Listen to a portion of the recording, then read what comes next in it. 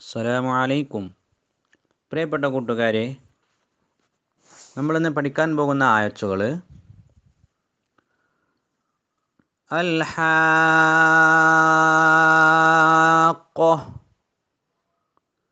അവിടെ ഒന്നാമത്തെ അക്ഷരം അലിഫ്, ചുവപ്പ് നിറത്തിൽ ലാമ്, ലാമിന് സുക്കൂന്, നീല നിറത്തിൽ ഹ, മഞ്ഞ നിറത്തിൽ അലിഫ്, അതിന് മുകളിൽ മദ്ദിൻ്റെ അടയാളം, ഇതിനെ കൂടുതൽ നീട്ടണമെന്ന് അറിയിക്കുന്ന മദ്ദിൻ്റെ അടയാളം.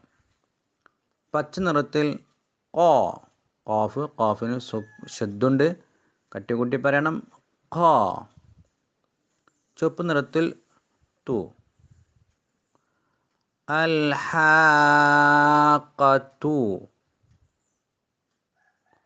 അവിടെ നമ്മൾ വഖഫ് ചെയ്യുമ്പോൾ അൽ ഹാഖ അങ്ങനെയാണ് വായിക്കേണ്ടത്. ഇനി ഇതിൻ്റെ താഴെ വരിയിലേക്ക് നോക്കൂ, അത് കൂട്ടിയെഴുന്ന രൂപം. അവിടെ ലാമിനെ ഹായിലേക്ക് ചേർത്ത് എഴുതി, ഹായിനെ അതിന് ശേഷമുള്ള അലിഫിലേക്ക് ചേർത്ത് എഴുതി, ഖാഫിനെ ഹാത്തായിലേക്ക് ചേർത്ത് എഴുതി. അൽ ഹാഖ.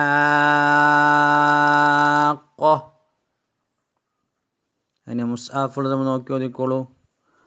അൽ ഹാഖ.